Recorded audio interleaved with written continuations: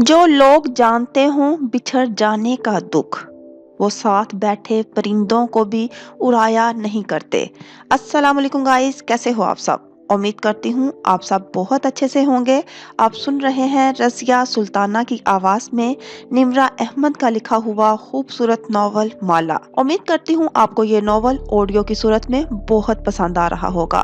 Guys, novel start करने से पहले जल्दी से सब्सक्राइब का बटन प्रेस कर दें, लाइक का बटन दबा दें, नीचे दिए गए बेल के बटन को भी प्रेस कर दें ताकि मेरे आने वाली तमाम लेटेस्ट वीडियोस के नोटिफिकेशन आप तक बर वक्त पहुंच सकें।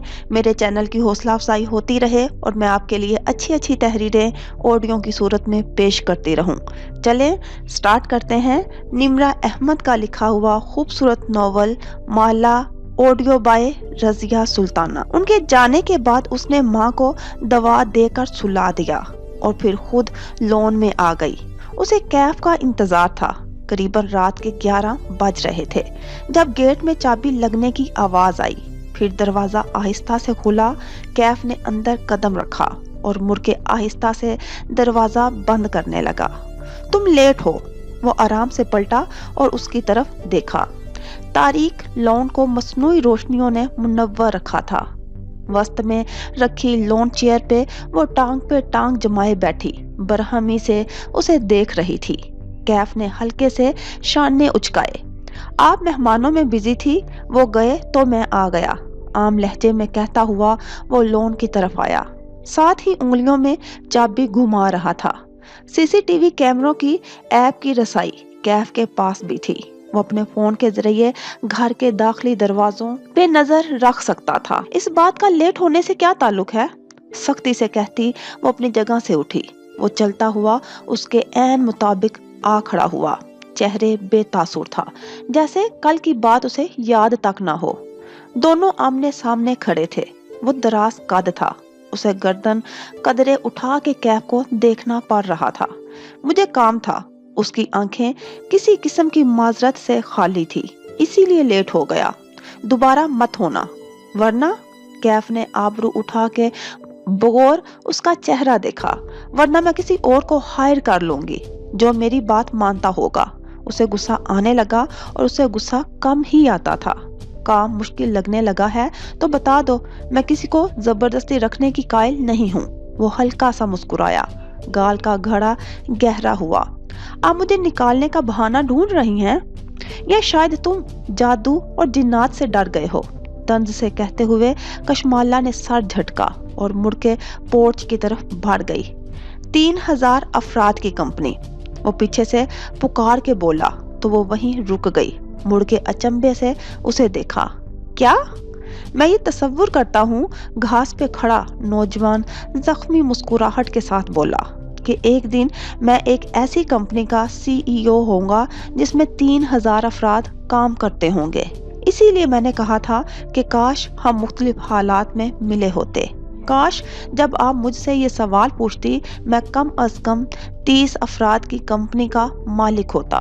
तब शायद मेरा तसव्वुर सुनने में आपको हंसी ना आती। अभी आएगी। उसके चेहरे पे सादगी थी, सच्चाई थी, मुस्कुराहट थी। कशमाला के कंधों से मनो बोझ उतर गया। तो ये मतलब था इसका।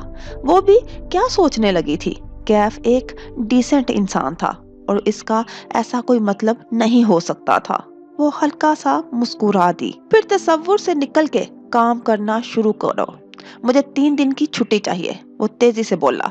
इससे पहले कि वो अंदर ना चली जाए, कशमाला के आबरू अचंभे से इकट्ठे हुए। इस्लामाबाद जाना है? जारा की तबीयत ठीक नहीं है। वो चौंकी। ये नाम? जारा? मेरी बीवी। वो इसी सादगी से मुस्कुरा के बोला। कशमाला के चेहरे पे चौंक जाने का तासुर बहुत वाज़िया था। ओ, समझ में नहीं आया कि क्या कहे। शौक बहुत बड़ा था। तुमने कभी जिक्र नहीं किया? क्या ज्यादा तबीयत खराब है? सरसरी से अंदाज में पूछने लगी। मैं उसका जिक्र किसी से नहीं करता क्योंकि हमने घर वालों को बगैर बताए निकाह किया था। वो दोनों चंद गज के फासले पे खड़े थे। ऊपर आसमान तारीख था और कदमों में घास बिछी थी। दरअसल मेरी फैमिली राजी नहीं है, इसलिए हमें यह कदम उठाना पड़ा। मेरे घर वालों को अभी तक नहीं मालूम, लेकिन हम आहिस्ता आहिस्ता उनको मना लेंगे। آپ کو اس لیے بتا رہا ہوں کہ میں کوئی لیم قسم کا بہانہ بنا کے چھٹی نہیں مانگنا چاہتا۔ شور، اس نے بد وقت اپنے تاثرات نارمل رکھے۔ تم 3 دن آف کر لو، نو پرابلم۔ ویسے بھی ماں کی سرجری ہے، ہم ہاسپٹل میں ہوں گے، تمہاری ضرورت نہیں ہوگی۔ فراخ دلی سے کہہ کے لیمو رنگ کے لباس والی لڑکی مڑی اور اندر گم ہو گئی۔ کیف کی مسکراہٹ غائب ہو گئی۔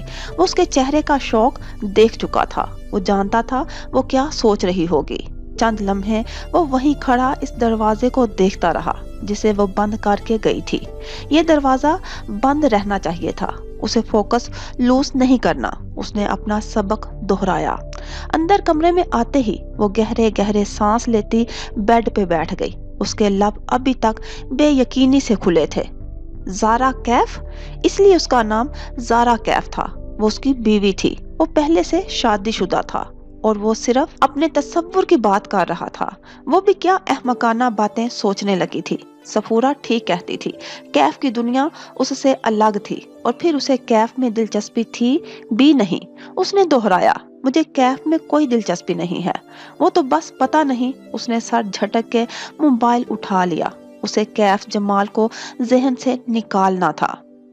سرجری کی صبح ویسے ہی طلوع ہوئی جیسی مئی کی ہر صبح ہوتی تھی، گرمی، حبس، نمی۔ لیکن ان کے لیے وہ صبح ہر صبح جیسی نہ تھی۔ ان کے لیے زندگی میں کبھی ایسی کوئی صبح نہیں آئی تھی۔ ماں کو صبح 3 بجے NPO کرانا تھا۔ NPO یعنی نیل پر اوس لاطینی زبان کی اصطلاح تھی، جس کا مطلب تھا نتھنگ بائی ماؤتھ، منہ سے کچھ نہیں دینا۔ سرجری سے کچھ گھنٹے پہلے مریض کا کھانا پینا روک دینا ہوتا ہے۔ وہ صبح 3 بجے اٹھی اور ماں کو بھی جگایا۔ ماں اٹھی، میں ناشتہ لاتی ہوں۔ مجھے بھوک نہیں ہے بیٹے۔ انہوں نے لیٹے لیٹے آنکھیں بند کر لی۔ مالا کے دل پہ آنسو گرنے لگے۔ وہ کیسے بتائے ماں کو کہ آپ کی اولاد نے آپ کو بغیر بتائے اتنا بڑا فیصلہ لے لیا ہے۔ ہم آپ کو آپریشن ٹیبل پہ لے کر جا رہے ہیں، جہاں انجان لوگ اپنی چھڑیاں لیے منتظر ہوں گے۔ ذہن میں عجیب عجیب خیال آنے لگے۔ ایسے تو قربانی کے جانور کو لے کر جایا جاتا ہے کہ ہم اپنی ماں کو قربان کرنے جا رہے ہیں۔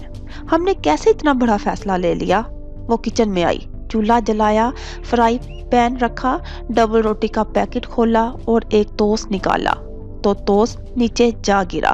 وہ فرش پہ ٹوسٹ اٹھانے جھکی اور پھر گھٹنوں کے بل زمین پہ بیٹھ گئی۔ ساتھ ہی وہ بچوں کی طرح رونے لگ گئی۔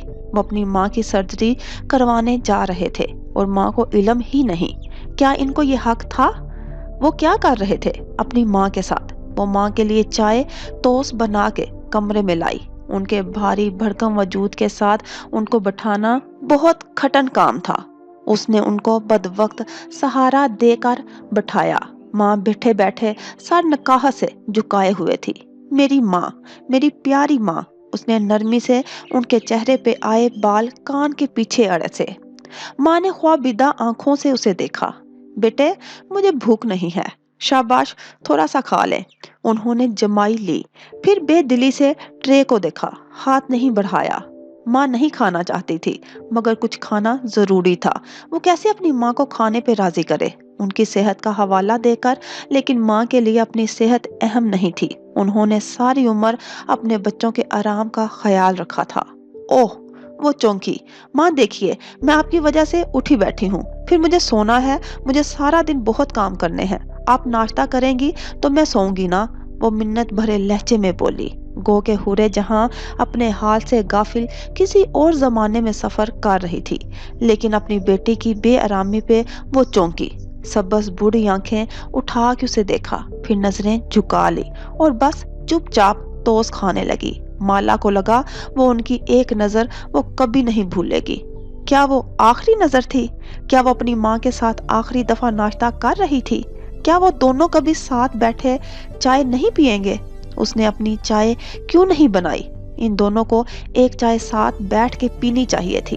ماں کو واپس سلانے کے بعد وہ ساتھ لیٹ گئی۔ صبح 8 بجے ہاسپٹل جانا تھا۔ نیند آنکھوں سے دور تھی۔ اس نے کروٹ بدل لی، آنکھوں سے آنسو بہنے لگے۔ دفتر میسج ٹون بجی۔ مالا نے چونک کے فون اٹھایا۔ ماں کا میسج آیا تھا۔ Why are you crying? माला ने हैरत से करवट मोड़ी। माँ लेटे लेटे मोबाइल इस्तेमाल कर रही थी। स्क्रीन की रोशनी नीम अंधेरे में उनका चेहरा चमका रही थी। माला ने कल इनको उनका फोन तमाम टॉक्सिक रिश्तेदारों को ब्लॉक करके वापस कर दिया था। उसको अपनी तरफ देखते पाके माँ ने फोन रख दिया और आंखें मूंद ली। उन्हें कैसे मालूम हुआ कि वो रो रही थी? और उन्होंने जुबानी क्यों नहीं पूछा? मैसेज पे क्यों पूछा? शायद वो कभी नहीं समझ पाएगी, क्योंकि उसका ब्रेन किसी भी प्रेशर से खाली था। वो एक ट्यूमर ज़दा जहन की सोच नहीं समझ सकता था। उसने करवट बदली और जेरे लब तस्बीह पढ़ने लगी। अल्लाह ए शफा देने वाले शफा दे दे, ए शफा देने वाले शफा दे दे। माह ही के हाँ, वो दोपहर का वक्त था। वो अपने लॉन्ग रूम में सोफे पे बैठी थी, तस्बीह हाथ में लिए, स्कार्फ सर पे लपेटे वो दुआएं पढ़ रही थी। आंसू भी साथ साथ गिर रहे थे। वो गुज़श्ता रोज डॉक्टर रॉयड से मिल के आई थी और वो वहां से खाली हाथ नहीं आई थी, वो उम्मीद लेकर आई थी। मोहित बाथरूम के आईने के सामने खड़ा अपना चेहरा देख रहा था। वो सर्जन था, अपने घर का मर्द था, और मर्द मर्द होता है, वो घर का सरबराह होता है। कुछ बड़े फैसले घर के मर्द को लेने होते हैं। अपनी माँ की सर्जरी का फैसला उसने लिया था। ये फैसला उसी को लेना था। उसी को लाहौर के 2 सर्जन कह चुके थे कि ये ग्लाउमा है, 2 ने कहा था मंज्यूमा है, लेकिन चारों में से कोई ऑपरेशन के लिए तैयार नहीं था। और ये बातें उसने माला को नहीं बताई थी। सिर्फ एक सर्जन तैयार था, वो था वासिफ नसीर। क्या वो दुरुस्त फैसला कर रहा था? अगर सर्जरी के दौरान उसकी माँ को कुछ हो गया तो उसका जिम्मेदार सिर्फ वही होगा। माही और माला उसे कभी माफ नहीं करेंगी और मोहित को सारी उम्र इस फैसले के साथ जीना होगा। ये थी इस फैसले की कीमत। लेकिन इस फैसले में उसको उम्मीद भी दिखाई दे रही थी। एक उम्मीद कि अगर सर्जरी ठीक हो गई तो माँ फिर से वापस पहले जैसी हो सकती थी। और इस एक उम्मीद के लिए अगर उसे सारी उम्र एक गिल्ट के साथ रहने का रिस्क लेना पड़े तो वो ले लेगा। वो सर्जन था, उसे अपना नहीं माँ का सोचना था। उसने पानी के छींटे मुंह पर डाले। सारे मंजर धुल के वाजिया हो गए। वो अपनी पूरी कोशिश करेगा, आगे अल्लाह के सुपुर्द। वो तीनों अपनी अपनी जगह शदीद खौफ का शिकार थे। वो तीनों अपनी अपनी जगह बेहद पुरउम्मीद थे।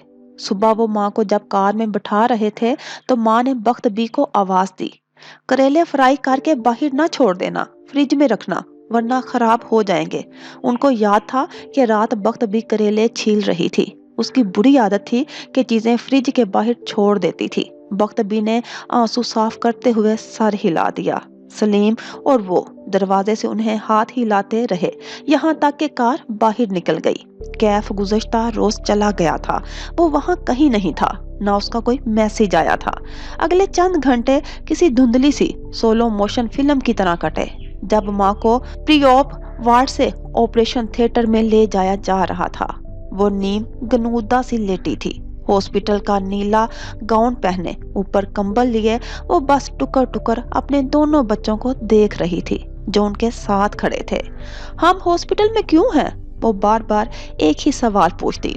क्योंकि आपका चेकअप होना है। मोहित ने झुक के उनका माथा चूमा। माला ने उनका हाथ लबों से लगाया। फिर स्टाफ उनका स्ट्रेचर धकेल के अंदर ले गया। वो दोनों वहीं खड़ी उन्हें दूसरे कमरे में गुम होते देखे गए। जन्नत माँ के पैरों तले होती है। मोहित बंद होते दरवाजों को देख के बुड़बुड़ाया, मगर वो सिर्फ माँ के पैर दबाने से नहीं मिलती। माँ के पैरों के नीचे जमीन बनना पड़ता है। वो जमीन जो बोझ उठाती है, जो माँ को उसके कदमों पे खड़ा रखती है।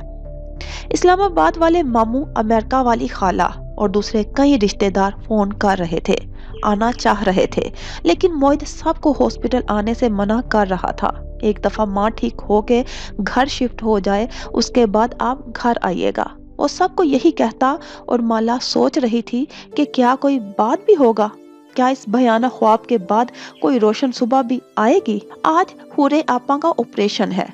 कबीरा बेगम कार में बैठ रही थी जब मोबाइल पे मैसेज टोन बजी।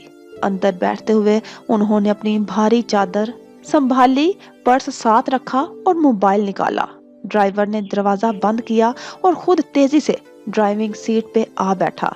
लोकेशन भेज दी तुम्हें, उसे गूगल पे लगा लो, ताहुकम से कह के वो मैसेज खोलने लगी। हूर के ऑपरेशन का पढ़ के उनके चेहरे पे कोई तासुर ना उभरा, बस अंदर ही अंदर कोई कमीनी सी खुशी महसूस होती थी। ड्राइवर ने लोकेशन लगाई और कार घर से बाहर निकाली। ये लोकेशन वो हर दफा नए सिरे से लगाता था।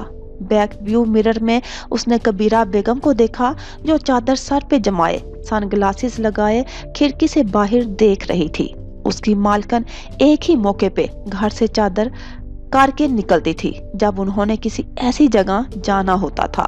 वो डिफेंस की पोश कॉलोनी से निकल के एक लोअर मिडिल क्लास इलाके की तंगो तारीख गलियों में पहुंच चुके थे। बिला आखिर एक जगह जाके पिन लोकेशन खत्म हो गई। वो एक कच्ची आबादी जैसा मोहल्ला था। कहीं कोई रेड़ी बान सदा लगा रहा था, कहीं बच्चे भागते फिर रहे थे। एक तरफ रिक्शे खड़े थे, गंदे पानी से उबलती नालियां और जोहर खुले पड़े थे। ऐसे में ड्राइवर ने भी नाक बू चढ़ा ली, लेकिन कबीरा के इत्मीनान में फर्क ना आया। एक नीले गेट के सामने उसने कार रोक दी, फिर बाहर निकला तो उसे एसी की सारी ठंडक भूल गई। बाहर मई का सूरज आग बरसा रहा था। उसने जल्दी से कबीरा का दरवाजा खोला। वो बारीक हील वाले जूते के साथ बाहर निकली और चादर दुरुस्त करती, अपना बैग संभालती अंदर चली गई। ड्राइवर अंदर वापस बैठ गया। कार स्टार्ट रुकी और फुल एसी ऑन कर लिया। जरा देर में ही वो पिघलने लगा था। नीले गेट के पार एक और जहां आबाद था। वो एक खस्ता हाल मकान था। दरमियान में बड़ा सा सहन था। एक तरफ कतार में कमरे बने थे। पहले कमरे के बाहर बहुत से जूते रखे थे। कबीरा बेगम ने वहां से अंदर झांका। अंदर बहुत सी औरतें और बच्चे फर्श पे बैठे थे। वो आगे बढ़ गई। अंदाज से लगता था इस जगह से शनासा है। दूसरे कमरे में मखमल के सोफे रखे थे। कबीरा बेगम अंदर दाखिल हुई और बड़े क्रूफर से एक सोफे पे बैठ गई। गर्दन अकड़ाए अब वो अपनी काली चमकती आंखों से इतराफ का जायजा ले रही थी। थोड़ी देर बाद एक आदमी चौखट तक आया। उसे देख के सर को जुम्बश दी, फिर पलट के किसी से बोला, सवालियों से कहो अभी इंतजार करें, वीआईपी आए हुए हैं। वो 40-45 वर्ष का आदमी था, कमजोर सा, छोटे कद का वजूद। उसने लंबा मटियाले रंग का जुब्बा पहन रखा था। बाल लंबे और मैले कुचैले से थे। चेहरा सांवला और आंखों में काजल डाले हुए था। गर्दन में काले दो पट्टे की तरह कुछ लपेट रखा था। कानों में सिल्वर की बालियां और उंगलियों में अंगूठियां थी। उसने दरवाजा बंद किया और अंदर आया। वो नंगे पैर था और उसके पैर इतने मैले थे कि नाखून काले पड़ चुके थे। वो एक सोफे पे आके बैठा तो उसके पास से बदबू का भभूका उठा, जैसे हफ्तों से नहाया ना हो। कबीरा इस बदबू की आदी थी। क्या हाल है बीबी? घर में सब खैरियत है? आमिल की स्याह आंखें कबीरा को घूर रही थी। परेशान हूँ साईं। वो हीरों वाली अंगूठियों वाले हाथ एक दूसरे में फंसा के बोली, कुछ भी मर्जी के मुताबिक नहीं हो रहा। दुश्मन कैसे हैं तुम्हारे? वो मुस्कुराया। दुश्मन अपने अंजाम को पहुंच रहे हैं। इस औरत का ऑपरेशन है आज, पता कर दे अपने मोकल से। वो हल्का सा मुस्कुराई। वो बचेगी या नहीं? करवा देंगे पता। असल बात बताओ जिसके लिए आई हो। वो मुस्कुराया। कबीरा कदरे आगे को हुई। आंखों में फिक्रमंदी लिए बात का आगाज किया। अनाया के लिए बड़ी मुश्किल से एक घर पसंद आया है। लड़का दुबई में होता है, अच्छी जॉब करता है, पैसे वाला है। माँ भी बेजरर सी लगती है, मगर ऐसी किस्मत है मेरी कि जो मुझे पसंद आता है वो हुरे जहां की बेटियों की तरफ चला जाता है। पहले आबाद को वो छोटी वाली ले उड़ी और अब ज़ियाद। वो दबे दबे गुस्से से कह रही थी। आंखों में नफरत थी, हसद थी, हर वो जज्बा था जो इंसानों को जादूगरों के ठिकानों तक ले आता है। तस्वीरें आपको व्हाट्सएप कर दी हैं। पूरे जहां की बेटी कशमाला और नगीना सुल्तान का बेटा ज़ियाद। वो दांत कुचकुचा के कह रही थी, बस किसी भी तरह इनकी बात नहीं बननी चाहिए। तो फिक्र क्यों करती हो? हमारे मोकल आज ही काम से लग जाएंगे। जो तुम चाहोगी वही होगा। अनाया से बात बने या ना बने, इन दोनों को दूर कर दे। इनके बहुत चक्कर लग रहे हैं मेरे दुश्मनों के घर। किसी तरह इस लड़के को वापस दुबई भिजवा के कुछ अरसे के लिए मंजर से हटा दे। आंख हो जल पहाड़ हो जल, जाएगा तो भूल जाएगा इस लड़की को। वाह कबीरा बेगम, तुम्हें तो ड्रामा राइटर होना चाहिए था, खुद ही कहानी बना लेती हो। जादूगर मुस्कुराया। हो जाएगा, लेकिन 4 काले बकरे लगेंगे, हमारी उजरत लग गई है। इसकी परवाह ना करें, बस मुझसे इनका मेल मिलाप नहीं बर्दाश्त हो रहा। टांग पे टांग जमाए बैठी कबीरा अब सुकून से बोली। ये वो ठिकाना था जहां आके वो अपनी मर्जी से किसी भी किस्म का किस्मत का फैसला करवा सकती थी। सब उनके हाथ और पैसे में था। भिजवा देंगे लड़के को यहाँ से, और क्या काम है। पूरे जहां की बेटियों का घर बसना मुझसे बर्दाश्त नहीं होगा। इस औरत ने सारी उम्र मुझे दुख दिए हैं। वो आंखों में नफरत लिए बोली। मैं आबाद को अपना दामाद बनाना चाहती थी, लेकिन वक्त पे कोई कदम नहीं उठाया, तो आज पूरे जहां की बेटी उसके घर में ऐश कर रही है। क्या चाहती हो, ऐश खत्म करवा दें उसके? आमिल मुस्कुराया। यही चाहती हूँ, बस उसका बच्चा नहीं होना चाहिए। किसी तरह उसका बच्चा जाया करवा दें। जो कीमत मांगेंगे मैं दूंगी। उसकी तस्वीर और तफसीलात भी व्हाट्सएप कर दी हैं। पेट का बच्चा मारने के लिए हांडी का जादू करना पड़ेगा। इसमें वक्त लगता है। जरा गर्मी कम हो तो शुरू करता हूँ। अभी इस दुबई वाले लड़के का हाल पता करते हैं।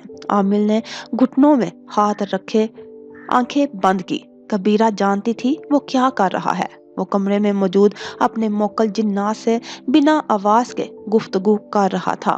वो दिलचस्पी से मुस्कुराते हुए उसे देखे गई। अपने पैसे से वो हर काम करवा सकती थी। जादू से वो तकदीर को भी पलट सकती थी। एकदम आमिल ने आंखें खोली। वो सुर्ख अंगारा हो रही थी। गुस्से से उसने कबीरा को देखा। अपने साथ किसको लाई है? कबीरा चौंकी। मेरे साथ ड्राइवर है। हाथ उठा के उसे खामोश करवाया और खला में घूरने लगा, जैसे कुछ सूंघ रहा हो। कबीरा ना समझी से उसे देखने लगी। कोई तुम्हारा पीछा कर रहा है। मेरा पीछा? मगर क्यों? वो शुशद्दर रह गई। क्या चाहता है? आमिल ने आंखें बंद करके कुछ सूंघा। वो किसी को ढूंढ रहा है। फिर उसने करंट खा के आंखें खोली और तेजी से उठ खड़ा हुआ। उठो, तुम यहाँ से जाओ। मगर वो हक्का बक्का बैठी रह गई। उठो बीबी, तुम जाओगी तो वो यहाँ से जाएगा। जादूगर के चेहरे पे बायक वक्त बहुत से तासुरात थे। खौफ, गुस्सा, झंझलाहट। उसे ले जाओ यहाँ से। मेरे मोकल परेशान हो रहे हैं। मैं व्हाट्सएप पे राब्ता करूंगा। जाओ यहाँ से। कबीरा हैरान परेशान अपनी जगह से उठी। मगर वो कौन है? आमिल गुलाबी आंखों के साथ किसी सांप की सी सरगोशी में बोला। वो खतरनाक आदमी है। उसकी समात साफ है। क्या मतलब? उन्होंने उलझ के उसे देखा। वो पर्स उठा के खड़ी हो चुकी थी। आमिल ने आवाज मजीद आहिस्ता की। वो जिन्नात की आवाजें सुन सकता है। इसको यहाँ से लेकर जाओ।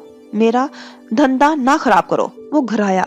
कबीरा तेजी से बाहर निकल गई और साथ ही वो हरासा अंदाज में इधर उधर देखती जा रही थी। आमिल वापस सोफे पे बैठ गया और गहरे गहरे सांस लेने लगा। बिला आखिर उसका तनफ्फुस नॉर्मल हुआ तो अपनी जगह से उठा। उसे महफिल में वापस जाना था। तभी दरवाजा खुला। वो वहीं रुक गया। सांस भी रुक गया। मोबाइल की तलाश में जेब में हाथ मारा, लेकिन तब तक नौवारिद अंदर दाखिल हो चुका था। आमिल बेइख्तियार 2 कदम पीछे हटा। आंखों में खौफ धार आया। वो दराज कद नौजवान था और उसकी बूढ़ी आंखों में जमानों की सख्ती थी। उसने आमिल को मोबाइल छूने का मौका नहीं दिया था। बाजू बढ़ाया और उसे गर्दन से दबोच लिया। फिर इसी तरह दबोचे हुए उसे सोफे तक लाया और जोर से वहां बैठाया। बैठ जाओ पीटर मसी, अपना ही घर समझो। आमिल का मखनी सा वजूद उसके आगे मज़ाहमत ना कर सका। वो सोफे में धंस सा गया। गर्दन उठा के खौफ से उसे देखा। ये तुम क्या कर रहे हो? क्यों पीटर साईं, तुम्हारे जिन्नात ने अब तक खबर नहीं दी कि मैं कौन हूँ और क्या कर रहा हूँ? उसको घूरते हुए वो वापस आ गया और बाहर झांक के किसी को आवाज लगाई। आमिल साहिब अभी वही VIP के साथ मसरूफ हैं, कोई तंग ना करे। दरवाजा जोर से बंद किया और कुंडी लगाई, फिर वापस घूमा, एक एक कदम उठा के उसके करीब आने लगा। उसका उठता हर कदम पीटर मसीह को अपने सोफे में सुकड़ने पे मजबूर कर रहा था। कैफ उसके सामने आया, मेज जोगर से पड़े धकेली, फिर मेज के कोने पे आके बैठा, यूं कि अब आमिल के बिल्कुल रूबरू था, आंखों में आंखें डाले। देखो, मेरे साथ बदतमीजी ना करना, वरना मेरे मोक्कल तुम्हें छोड़ेंगे नहीं। वो खौफ और परेशानी से घुघियाया। तुम्हारे मोक्कल तो मैं अभी निकालता हूँ। कैफ ने पिस्तौल निकाला और महारत से हाथ में घुमाया। अब जो मैं पूछने जा रहा हूँ, तुम इसका ठीक ठीक जवाब दोगे, क्योंकि मेरा दिमाग आज घुमा हुआ है। पिस्तौल की ठंडी नाल उसके घुटने पे रखी और हर गलत जवाब पे मेरा हाथ चल जाएगा, फिर तुम्हारे बुज़दिल जिन्नात तुम्हें मुझसे बचाने नहीं आएंगे। पीटर मसीह ने एक खौफजदा नजर उसके हाथ में पकड़े पिस्तौल पे डाली, फिर इतराफ में देखा और अपनी ताकत को महसूस करना चाहा, लेकिन उसके सारे मोक्कल कमरे से भाग चुके थे। उसकी नजर कैफ के दूसरे हाथ में पड़ी। उसकी कलाई पे 2 बल देकर तस्बीह लिपटी थी। उसका मुलाकाती तैयारी से आया था। पूछो, आमिल ने थूक निगला। वो दोनों न्यूरो और कार्ड एक सर्जरी वार्ड के बाहर कॉरिडोर की सख्त कुर्सियों पे बैठे थे। उन्हें 4 से 5 घंटे तक ऑपरेशन मुकम्मल होने का इंतजार करना था।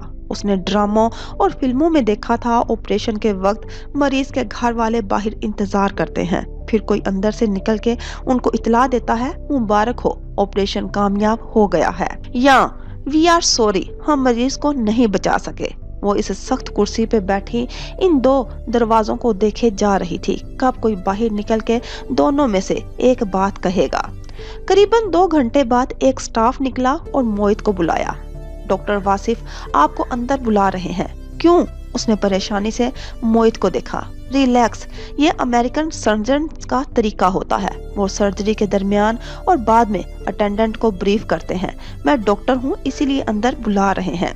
कुछ देर बाद वो वापस आया तो माला ने उम्मीद और खौफ के मिले जुले तासुरात के साथ उसे देखा। क्या हुआ? सर्जरी हो रही है। माँ का ब्रेन खोला हुआ था। वो सोच में गुम आहिस्ता से कहता कुर्सी पे आ बैठा। ट्यूमर साफ कर रहे हैं, अभी ब्रेक ली है उन्होंने। ब्रेन खोल के ब्रेक ले ली? कसाई है या डॉक्टर? मोहित ने बस एक नजर उसको देखा और अफसोस से सर हिलाया। शुक्र है तुम डॉक्टर नहीं बनी। फिर उसका चेहरा देख के खुद ही बताने लगा, मेरी उम्र 27 साल है और माँ के ब्रेन के अंदर मौजूद ट्यूमर 20 से 25 साल पुराना है। व्हाट? हाँ, इसका कुछ हिस्सा तो इतना पुराना है कि अब वो कैल्शियम बन के हड्डी का हिस्सा बन चुका है, यानी वो खुद ही खत्म हो चुका है। बाकी को वो बाहर निकाल रहे हैं और वो मंजियोमा है, वो ग्लाउमा नहीं है। वो पहली दफा मुस्कुराया। फिर भी सर्जरी के बाद हम ट्यूमर की बायोप्सी करवाएंगे। रिपोर्ट से साबित हो जाएगा कि डॉक्टर वासिफ दुरुस्त कह रहे थे। मगर माला का जहन इस नुक्ते से आगे नहीं बढ़ रहा था। उसकी माँ इतने बरस से ट्यूमर के साथ जी रही थी और किसी को इल्म ही ना हुआ। माँ हमेशा सर दर्द की शिकायत करती थी, लेकिन फिर चाय पी लेती तो ठीक हो जाता। कभी ख्याल ही नहीं आया कि चेकअप करवाना चाहिए। मैं खुद को सीरियस ही नहीं लेती। माला, तुम घर चली जाओ, सर्जरी हो जाएगी तो मैं बुला लूंगा। उसकी शक्ल देख के वो नरमी से बोला। सर्जरी के फौरन बाद वो माँ से मिलने नहीं देंगे। 4-5 घंटे तो कहीं नहीं गए, बल्कि आओ मैं तुम्हें छोड़ आता हूँ। मगर वो राजी नहीं हुई। मोहित को थोड़ी देर लगी उसे राजी करने में, वो भी इस शर्त पे कि जैसे ही माँ होश में आएंगी वो इसको बुला लेगा। सलीम हॉस्पिटल में था। मोहित ने उसे कहा कि माला को घर छोड़ आए। जाते जाते उसने बहन को रोका और पानी की बोतल उसकी तरफ बढ़ाई। क्या? उसने ना समझी से मोहित को देखा। उसने जेब से एक पत्ता निकाला और एक गोली निकाल के माला की हथेली पे रखी।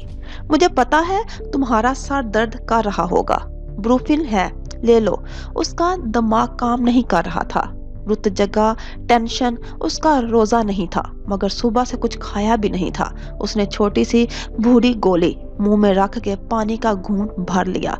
ब्रूफिन का रंग गुलाबी होता है या भूरा और साइज, मगर ये उसका मसला नहीं था। वो नाखुशी से सलीम के साथ घर चली आई। इस वक्त शाम के 4 बज रहे थे। वो कमरे में आते ही बिस्तर पे लेट गई। नींद सी आ रही थी। सोचा जरा देर को आंखें बंद करेगी और फिर एक झटके से वो उठ बैठी। कमरे में तेज बत्तियां अभी तक चली थी। कुछ देर तो उसे समझ में ही न आया कि वो कहाँ है। फिर मोबाइल उठाया। 6 बज रहे थे, सुबह के 6। माँ? उसने बेयकीनी से मोहित की 2 मिस्ड कॉल्स देखी। सिर्फ 2 कॉल्स। माँ कैसी हैं? किसी ने उसे क्यों नहीं बताया? वो क्यों सोती रह गई? उसने कार की चाबी उठाई और कैनवस जूते पैरों में पहनती बाहर को भागी। उसे हॉस्पिटल जाना था।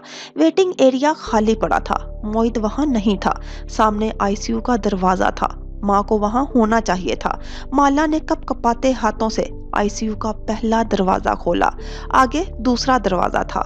माला उसे धकेल के अंदर आई तो वहां जूतों के रैक रखे थे और आगे एक तीसरा दरवाजा था। उसने झुक के जूतों पे शॉपर चढ़ाए, सर पे जालीदार टोपी पहनी और धड़कते दिल से तीसरा दरवाजा खोला। मोहित ने सुबह उसको आईसीयू का वो बेड दिखाया था जहां माँ को सर्जरी के बाद मुंतकिल किया जाना था। दरमियान वाला बेड। क्या इस दरवाजे के पार उसकी माँ होगी? और वो कैसी होंगी? नालियों और मशीनों में जकड़ी हुई, दुनिया माफिया से बेखबर, जिंदगी और मौत की कशमकश के दरमियान जंग लड़ती। वो दरवाजे पे हाथ रखे बुत बनी खड़ी रही। क्या वो इस दरवाजे के पार नजर आता मंजर देखने की सकत रखती थी? कशमाला मुबीन ने बिला आखिर भारी दरवाजा धकेला। वो खुलता चला गया। सामने 5 बेड्स की कतार थी। कोने वाले बेड पे कोई बूढ़ा मर्द मरीज बेहोश नालियों में जकड़ा हुआ लेटा था। बाकी तमाम बेड खाली थे। दरमियान वाला भी खाली था। कशमाला को लगा वो अगला सांस नहीं ले सकेगी। उसकी माँ का बेड खाली था। वो वहां नहीं थी। उसने दिल पे हाथ रख लिया। हेड नर्स ने पुकार के उससे पूछा कि वो किसके साथ है, लेकिन वो जवाब ना दे सकी। गर्दन मोड़ी और दूसरी जानिब देखा। सामने नजर आता मंजर उसे मुंजमद कर गया। माँ का ख्याल आ गया तुम्हें?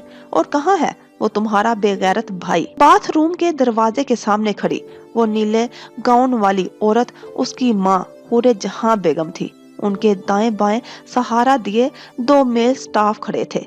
माँ के माथे पे एक तरफ सफेद बैंडेज लगा था जिससे एक नाली निकल के ड्रेन बैग में जा रही थी।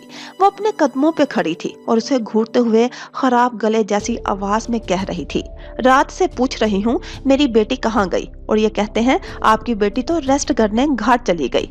आप मेरी बेटी मेरे पास, मैं तेरा रेस्ट निकालती हूँ।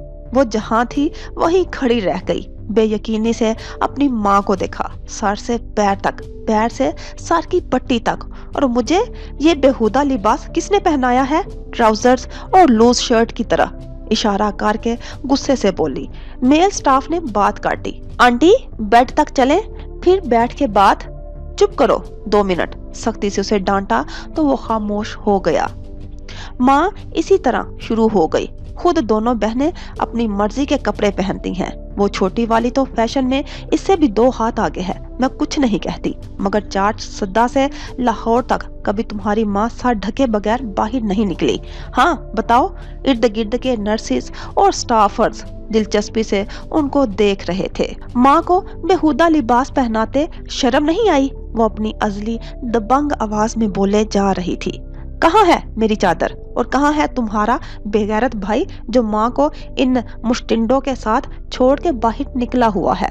आंटी मुश्तिंडा तो ना कहें, मैं भी किसी की औलाद हूँ। एक स्टाफ माइंड कर गया। जी आंटी, मेरे भी छोटे छोटे माँ बाप हैं। दूसरे ने दांत निकाले। हेड नर्स हंसते हुए बोली, करेलों का भी पूछ लें अपनी बेटी से आंटी। रात से आंटी को फिक्र है कि करेले फ्रिज के बाहर खराब हो गए होंगे। वो जो हक्का बक्का खड़ी थी, ना जाने कब और कैसे उसकी आंखों से आंसू जारी हो गए। कौन से करेले? कौन सी चादर? वो भाग के गई और उनके दोनों हाथ पकड़ लिए। घुटनों के बल वो उनके कदमों में बैठी दीवानावार रोते हुए उनके हाथ चूम रही थी। उसकी जन्नत, उसकी माँ उसको वापस दे दी गई थी। वो रो रही थी और वो हंस रही थी। ऑपरेशन थिएटर की ठंडी फिजा में भुनी मूंगफलियों की खुशबू आने लगी थी। اس کا تصور بلا آخر سچ ہونے جا رہا تھا۔ بارش اب پوری طرح رک چکی تھی۔ وینکوور کے گیلے درخت ٹھنڈی ہوا سے اپنے پتے ہلائے جا رہے تھے۔ ماہی نے کھڑکی کے پار نظر آتے منظر کو اداسی سے دیکھا۔ لوگ جادو کیوں کرتے ہیں؟ وہ اس کے سامنے میز کے اس پار بیٹھے تھے اور وہ شدید تکلیف کے عالم میں ان سے پوچھ رہی تھی۔ حسد کی وجہ سے۔ اور حسد کیا ہوتا ہے؟ جو آپ کے پاس نہیں ہے وہ کسی دوسرے کے پاس دیکھ کے اس سے چھن جانے کی خواہش کرنا۔ یہ حسد انسان کو جادوگروں کے دروازوں تک لے جاتا ہے۔ آپ نے کہا اکثر جادوگروں اور عاملوں کے پاس واقعی جنات ہوتے ہیں اور وہ واقعی جادو کر سکتے ہیں۔ ایسے تو کوئی بھی ان کے پاس چلا جائے اور کسی کی طلاق کروا دے، کسی کو بیماری لگوا دے اور کسی کا اس کا ہاتھ اپنے سینے سے نیچے رینگ گیا، کسی کا بچہ مروا دے۔ خوف نے مبینہ کو اپنے وجود میں لے لیا۔ وہ ہلکا سا مسکرائے۔ اگر یہ اتنا آسان ہوتا تو اللہ تعالیٰ کا کیا کام رہ جاتا؟ یہ دنیا جادوگر ہی چلا لیتے، نہیں؟ وہ چونک کے انہیں دیکھنے لگی۔ بڑھتا ہوا خوف رک گیا، جیسے اندھیرے میں روشنی کی کرن نظر آتی ہوئی۔ اس نے گردن اوپر اٹھا کے دیکھا۔ اللہ تعالیٰ ہے نا؟ اللہ تعالیٰ ہی تو ہے مبینہ۔ اللہ تعالیٰ ہر اس چیز سے بڑا ہے جس سے آپ ڈرتی ہیں۔ اس نے یہ فیصلے اپنے ہاتھ میں رکھے ہیں، جادوگروں کے منتر میں نہیں۔ مگر آپ نے کہا کہ جادوگر فراڈ نہیں ہوتے، وہ واقعی جنات کو قابو میں کر کے ان سے کام کرواتے ہیں۔ اس طرح تو ان کے پاس بہت طاقت ہوئی۔ طاقت؟ وہ ہلکا سا ہنسے۔ جنات کیا ہوتے ہیں بیٹا؟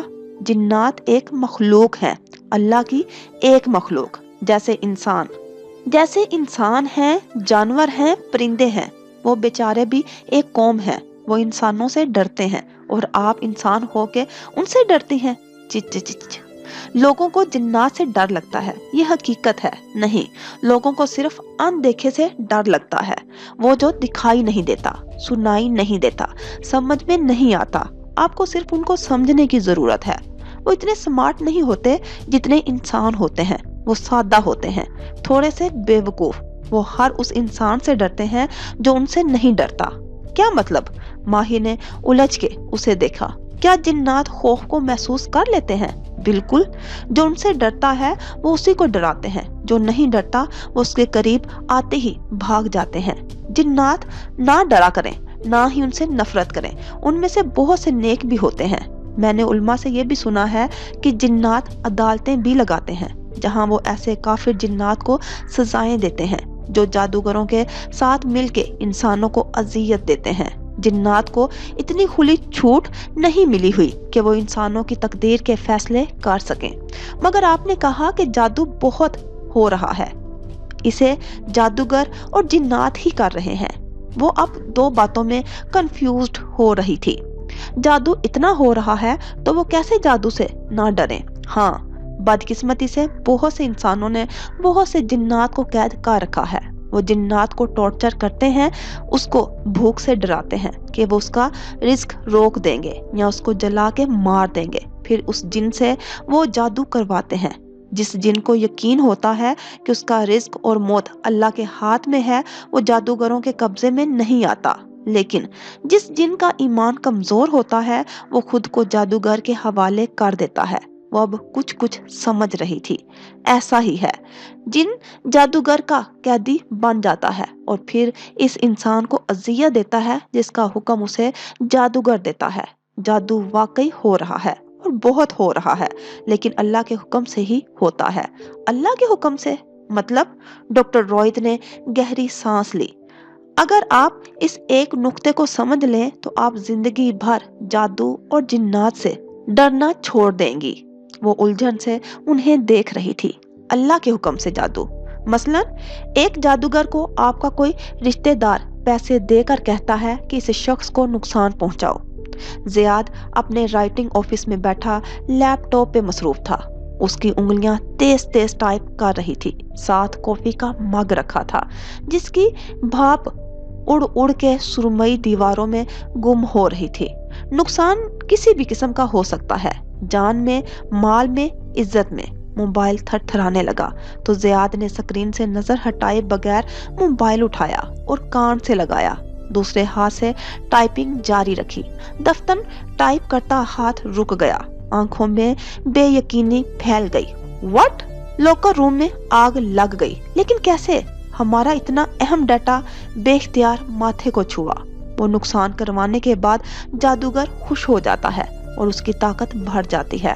وہ سمجھتا ہے کہ اس نے کسی انسان کے نفع نقصان کا فیصلہ کیا ہے۔ زیاد اب لیپ ٹاپ کے سامنے دونوں ہاتھوں میں سر گرائے بیٹھا تھا۔ لیکن کیا واقعی یہ نقصان جادوگر نے کیا ہے یا وہ ایسے ہی لکھا گیا تھا؟ وہ اب پھر سے کسی کو کال ملانے لگا۔ سلسلہ ملتے ہی وہ پریشانی سے بولا، امی میں رات کی فلائٹ سے دبئی جا رہا ہوں۔ جی؟ میں نے ویسے بھی کل دبئی چلے جانا تھا، دوست کی شادی اچانک سے آن پڑی تھی، لیکن اب ایک اور مسئلہ بھی ہو گیا ہے۔ آفس کے لوکر روم میں آگ لگ گئی ہے، کافی نقصان ہوا ہے، شادی بھی نہیں اٹینڈ کر سکوں گا۔ وہ بیماری، وہ سفر، وہ سب جس میں جادوگر اپنے ٹارگٹ انسان کو مبتلا کرتا ہے، وہ پہلے سے اس کے لیے اللہ تعالیٰ نے متعین کر رکھا ہوتا ہے۔ زیاد پریشانی سے اب اپنی چیزیں سمیٹ رہا تھا۔ بار بار وہ ماتھے کو چھو کے سر نفی میں ہلاتا تھا۔ اگر جادوگر عمل نہ کرتا تب بھی وہ سب ویسے ہی ہونا تھا، تو پھر جادوگر کا کیا قصور؟ اس نے اس نقصان کا گناہ اپنے سر لے لیا، جیسے کسی کی موت کینسر سے لکھی ہو اور مقررہ وقت پہ کوئی آدمی اس مریض کو گولی مار دے۔ وہ نہ مارتا تب بھی اس نے مر جانا تھا۔ جادو بھی یہی ہے، نظر کا دھوکا، جادوگر کی اپنی نظر کا دھوکا۔ وہ دونوں میز کے گرد آمنے سامنے بیٹھے تھے اور ڈاکٹر رائد نرمی سے اس کو سمجھا رہے تھے۔ باہر بارش اب مکمل طور پر تھم چکی تھی۔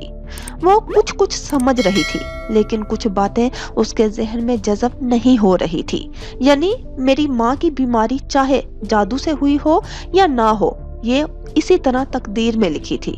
بالکل، اللہ تعالیٰ کی لوح محفوظ میں ہم سب کی قسمت پہلے سے لکھی ہے۔ آپ کی ماں کی جتنی زندگی ہے وہ پہلے سے متعین کردہ ہے، صرف ایک چیز اس کو بڑھا سکتی ہے اور وہ ہے دعا۔ ماہی کی آنکھیں بھیگنے لگی، مگر میں مزید جاننا چاہتی ہوں جادو اور جنات کے بارے میں۔ پھر آپ کو یہاں مزید وقت گزارنا ہوگا کیونکہ یہ ایک طویل ڈسکشن ہے۔ کافی؟ وہ کھڑے ہوتے ہوئے پوچھنے لگے۔ ماہی نے اس بات میں سر ہلا دیا اور کھڑکی کے باہر دیکھنے لگی۔ باہر ایک خوبصورت دن پھیلا تھا۔ بارش نے سارے وہمیں اور خدشات بھی دھو ڈالے تھے۔